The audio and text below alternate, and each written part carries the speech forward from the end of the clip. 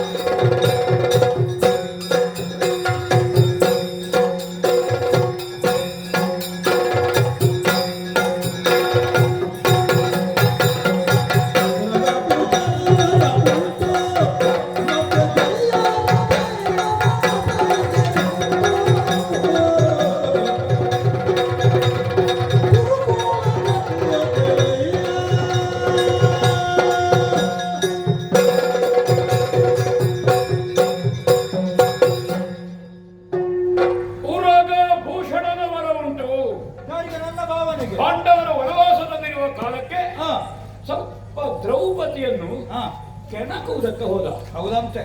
ಸ್ವಲ್ಪ ಚೇಷ್ಟೆ. ಹೌದು. ವಿಷಯ ಅಂದ್ರೆ ಅವರನ್ನು ಚಿಗುಟುವುದು ನಿನಗೆ ಲಕ್ಷ್ಯ. ಹೌದು. ಏನಾದ್ರೂ ನನ್ನ ಭಾವನೆಗೆ ಸಂತೋಷ ಆದೀತು, ನಿನಗೆ ಅದರಲ್ಲಿ ಆಸಕ್ತಿ ಇಲ್ಲ. ಭೀಮ ಅವನನ್ನು 4 ಬಿಸಿ ಮಾಡಿದ. ಓಹೋ, ಸಕಾಲದಲ್ಲಿ ಒಳ್ಳೆದೇ ಅಂದ್ರೆ ಅಲ್ಲಿಗೆ ಹಠ ಬಿತ್ತನು ನಮಗೆ. ಅವನಿಗೆ ಇಲ್ಲದಿದ್ರೆ ಒಂದು ದಿವಸ ಇಲ್ಲಿ ಉಂಡು ಮಲಗಿದ್ದು ಬಿಟ್ರೆ ಅವನ ದುಡಿಮೆ ಎಂತದ್ದು ಇಲ್ಲ. ಭೀಮಸೇನಿಂದ ನನ್ನ ಮರ್ಯಾದೆ ಹೋಯಿತು. ಶಿವದೇವರ ಕುರಿತಾಗಿ ತಪಸ್ಸು ಮಾಡಿದ. ಈ ಮರ್ಯಾದೆ ಹೋಗದಿದ್ರೆ ಮರ್ಯಾದೆಯನ್ನು ಗಳಿಸುವುದಕ್ಕೆ ತಪಸ್ಸು ಮಾಡುತ್ತಿದ್ದ. ತಪಸ್ಸು ಮಾಡಿದ. ಹೌದೇ. ಈ ಹಠ ಸಾಧನೆಗೆ ಬೇಕಾಗಿ ಈಶ್ವರ ದೇವರು ಪ್ರತ್ಯಕ್ಷ ಆದ ಹೊತ್ತಿಗೆ ಆದಾಗ ಒಂದು ದಿವಸದ ಮಟ್ಟಿಗೆ ಪಾಂಡವರನ್ನು ತಡೆಯುವಂತಹ ಶಕ್ತಿ ಬರಲಿ. ಇವಾಗ ಹೇಳಿದ್ದ ದೇವರು ಕೊಟ್ಟರ. ದೇವರು ತಥಾಸ್ತು ಹೇಳಿದ. ಆದ್ರೆ ಒಂದು ಟಿಪ್ಪಣಿ. ಎಂತದ್ದು? ಅರ್ಜುನನನ್ನು ಹೊರತುಪಡಿಸಿ ಹಾಗಾಗಿ ಅವರು ಸ್ವಲ್ಪ ನಿಮ್ಮ ಹಾಗೆ ಅದು ಪರೋಕ್ಷವಾಗಿ ನನಗೆ ಅವರು ಪರಮ ಗುರು. ಹೌದು. ಶಿವದೇವರಿಂದ ಪರಶುರಾಮ ದೇವರಿಗೆ ಬಂತು. ಹಾ. ಪರಶುರಾಮ ದೇವರು ಸರ್ವನಿವೇದಕ ಯಜ್ಞ ಮಾಡುವಾಗ ನಾನು ಮಹೇಂದ್ರಾಚಾರ್ಯ ಅವರು ಹಾ. ಬಡತನದಲ್ಲಿ ಹಾ. ಮಗ ಹೊಟ್ಟೆಗೆ ಕಾಳು ಕೊಡುವುದಕ್ಕಿಲ್ಲ, ಹಾ. ಸರ್ವವನ್ನು ದಾನ ಮಾಡಿದ್ದೇನೆ, ಹಾ. ಧನುರ್ವೇದವನ್ನು ನನ್ನ ಹತ್ರ ಉಂಟು, ಹಾ. ಗುರುಗಳೇ ಕೈ ಚಾಚಿದ್ದೇನೆ, ಬಂದವನಿಗೆ ಏನು ಅಂತ ನಾ ಹೇಳುವುದಿಲ್ಲ, ಹಾ. ತೆತ್ತು ನನಗೆ ಧನುರ್ವೇದದ ಯುದ್ಧದ ವಿದ್ಯೆಗಳನ್ನು ಉಪದೇಶ ಮಾಡಿದರು. ಹಾ. ಹಾ. ಹಾಗಾಗಿ ನಾನು ಪ್ರತ್ಯಕ್ಷವಾಗಿ ಅಲ್ಲದೇ ಇದ್ರು ಹಾ. ಪರೋಕ್ಷವಾಗಿ ಶಿವದೇವರ ಪರಂಪರೆ ಉಂಟು ನನಗೆ ಧನುರ್ವೇದದ. ಹೌದಾ?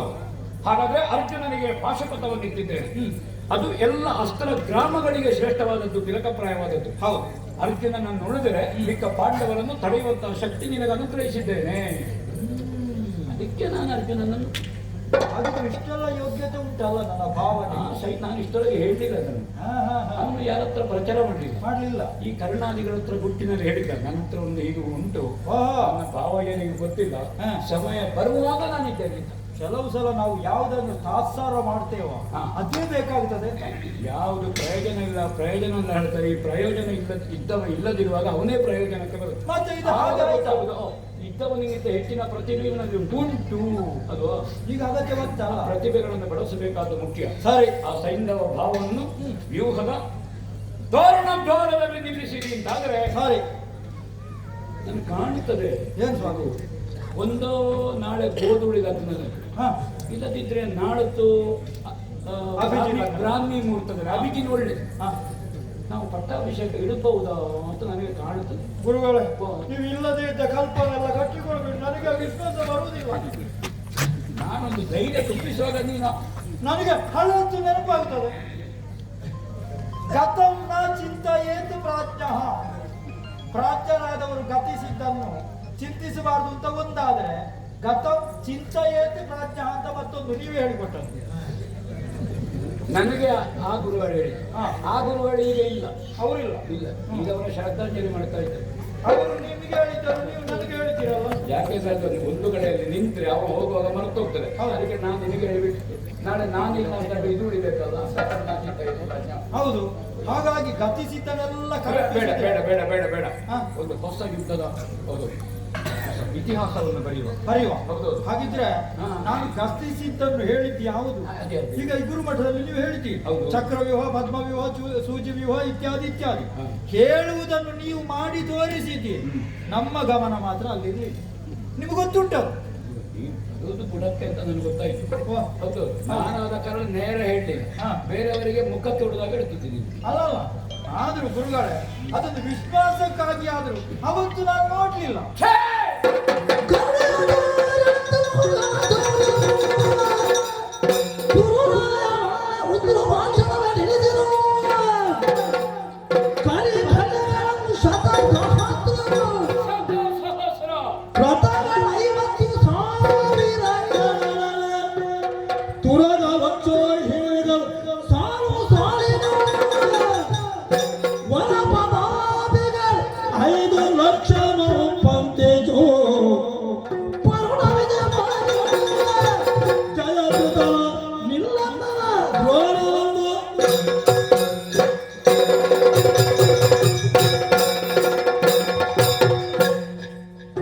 ಸುಯೋಧನ ಗುರುವರ್ಯ. ಚಕ್ರವ್ಯೂಹ ಹೌದು. ಹೌದಾ? ಹಾ. ಲಕ್ಷ ಸಂಖ್ಯೆಯಲ್ಲಿ ಬೇಕು. ಹೌದಾ? ಕುದುರೆಗಳು, 50,000 ರಥಗಳು ಮಾತ್ರ ಅಲ್ಲ, ಕರಿ ಘಟಗಳು, ಘಟೆಗಳು ಬೇಕು. ಹೌದೌದು. 10,000 5,000 ಮಂದಿ ಲಕ್ಷೋಪಲಕ್ಷಯ ಪದಾತಿಗಳು ಚತುರಂಗ. ಒಂದು ಸವ್ಯವಾಗಿ ಸುತ್ತಿದ್ರೆ ಮತ್ತೊಂದು ಅಪಸವ್ಯವಾಗಿ ಸುತ್ತುತ್ತದೆ. ಹೌದು. ಸವ್ಯಾಪಸವ್ಯ ಚತುರಂಗ ಸೇನೆ. ಇದನ್ನು ಭೇದಿಸ್ತಾ ಭೇದಿಸ್ತಾ ಭೇದಿಸ್ತಾ ಭೇದಿಸ್ತಾ ಕೇಂದ್ರಕ್ಕೆ ಹೋಗ್ಬೇಕು. ಹೌದೌದು. ಕಷ್ಟ ಉಂಟು. ಕೇಂದ್ರದಲ್ಲಿ ನಾವೇ ಅಲ್ವಾ ಇರುವುದು? ಕೇಂದ್ರದಲ್ಲಿ ನಾವೇ, ನಮ್ಮದ್ದೇ, ಮುಂದಿನ ಸಲವು ನಮ್ಮದ್ದೇ. ಹೌದೌದು. ಪ್ರತಿಪಕ್ಷ ಈಗಲೇ ದುರ್ಬಲ ಉಂಟು. ಇದನ್ನು ಮಾಡಿದ್ರೆ ಮತ್ತೆ ಪ್ರತಿಪಕ್ಷವೇ ಇಲ್ಲ, ಆಡಳಿತ ಪಕ್ಷ ಮಾತ್ರ. ಅಷ್ಟು ಆಗಬೇಕು. ಇದರ ಪ್ರತಿಕೃತಿಯನ್ನು ತೋರಿಸಬೇಕಾದ್ರೆ ಅದು ಬೇಕು ಗುರುಗಳೇ.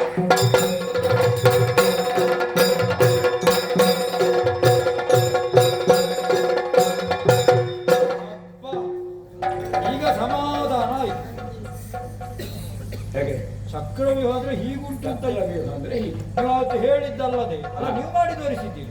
ನಮ್ಮ ಗಮನ ಇಲ್ಲ. ಇವತ್ತು ಗಮನವಿಟ್ಟು ನೋಡಿದ್ರೆ ನಮಗೆ ಗೆಲುವು ಶಾತ ಸಿಗ್ತ. ನಾನು ಚಕ್ರವ್ಯೂಹದ ಪ್ರತಿಕೃತಿ ಮಾಡುವಾಗ ಹಾ. ನೀನು ಬೆರಳಿನ ಉಂಗುರ ತಿರುಗಿಸ್ತಾ ಇದ್ದೀನಿ. ಹೌದೌದು ಹೌದೌದು ನಾಳೆ ಜಾರ್ತದೋ ಉಳಿತದೋ ಅಂತ. ಹೌದೌದು ಹೌದಾ ಹಾ. ಯಾಕಂದ್ರೆ ತೆಗಿಲಿಕ್ಕೆ ಬರದೇ ಇದ್ರೆ ಯಾಕಂದ್ರೆ ಅದನ್ನು ತೆಗೆದು ಪಟ್ಟಾಭಿಷೇಕಕ್ಕೆ ಪಟ್ಟದ ಉಂಗುರ ಹಾಕಲಿಕ್ಕೆ ಉಂಟಲ್ಲ. ಹೌದೌದು. ಹಾಗೆ ಹೀಗೆ ಮಾಡ್ತಾ ಇದ್ದೆ. ನನಗೆ ಆಗಲೇ ಗೊತ್ತುಂಟು. ಹೌದೌದು ಇವ ಪಟ್ಟದ ಉಂಗುರದ ನಿರೀಕ್ಷೆಯಲ್ಲಿದ್ದಾನೆ. ನಿಮಗೂ ಗೊತ್ತಿಲ್ಲ ಗುರುಗಳೇ.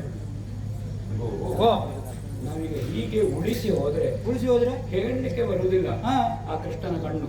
ವಿಷಯ ಯಾವುದು? ಹೌದಾ, ಎಲ್ಲಿ ಕಣ್ಣಿಡುತ್ತಾನೆ, ಎಲ್ಲಿ ಕೈ ಹಾಕ್ತಾನೆ, ಎಲ್ಲೂ ಕಾಲು ತೋರಿಸ್ತಾನೆ ಅಂತ ಗೊತ್ತಾಗುದಿಲ್ಲ ನಳಿನಾಕ್ಷ. ಅಲ್ವಾ? ಯಾವನೋ ಒಬ್ಬನಿಗೆ ಗೊತ್ತಾಗುದು ನಾಳೆ ಹೀಗೊಂದು ಮಾಡ್ತಾರೆ ಅಂತ. ಹೌದೌದು ಅವ್ರು ತಯಾರ ಹಾ ಅನೇಕರು ಸೋರುದು ಮೊದಲೇ ಗೊತ್ತಾಗುವ. ನಾವು ಏನು ಮಾಡ್ತೇವೆ ಅಂತ ನಮಗಿಂತ ಮೊದಲು ಅವ್ರಿಗೆ ಗೊತ್ತಾಗ್ತದೆ. ಸಮಸ್ಯೆ ಅದು. ಅವರು ಬೇಗ ತಯಾರಾಗ್ತಾರೆ, ಬೇರೆ ತಯಾರಾಗ್ತಾರೆ. ನಾವು ತಯಾರಾಗುವ ಮೊದಲು ಅವರು ತಯಾರಿರ್ತಾರೆ. ಅಯ್ಯೋ, ಹತ್ತಿರವಾದ ಇಲ್ಲಿಗೆ ಬಂದವರು ಒಂದಿಬ್ರು ಅಲ್ಲಿಗೆ ಹೋಗಿ ಬಂದವರು ಇದ್ದಾರೆ. ಹೌದೌದು ಯಾಕೆ ಹೋಗಿದ್ದಾರೆ ಅಂತ ನಮಗೆ ಗೊತ್ತಿಲ್ಲ. ಹಾ. ಹೌದಾ? ಹೌದು. ಬರುವಾಗ ಬಾಯಿ ಚಪ್ಪಳಿಸ್ತಾ ಇದ್ರು, ಸಿಹಿ ತಿಂದು ಬಂದಿದ್ದಾರೆ. ಹೌದೌದು ಅದಕ್ಕೆ ಬೇಕಾಗಿ ಒಂದು ಡೊಣೆಯಿಂದ ಕಣೆ ತೆಗೆದು ಹಾ. ಈ ಪ್ರತಿಕೃತಿಯನ್ನು ಫುಲ್ ಮಾಡೋಣ.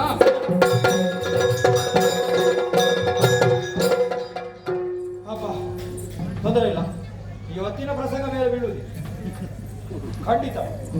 ಅನುಮಾನವೇ ಅರ್ಜುನನೊಬ್ಬನು ತಪ್ಪಿದರೆ ಅದಕ್ಕೆ ಅನುಮಾನ ಬೇಡ, ನಾನಿದ್ದೇನೆ, ವ್ಯವಸ್ಥೆ ಮಾಡ್ತೇನೆ.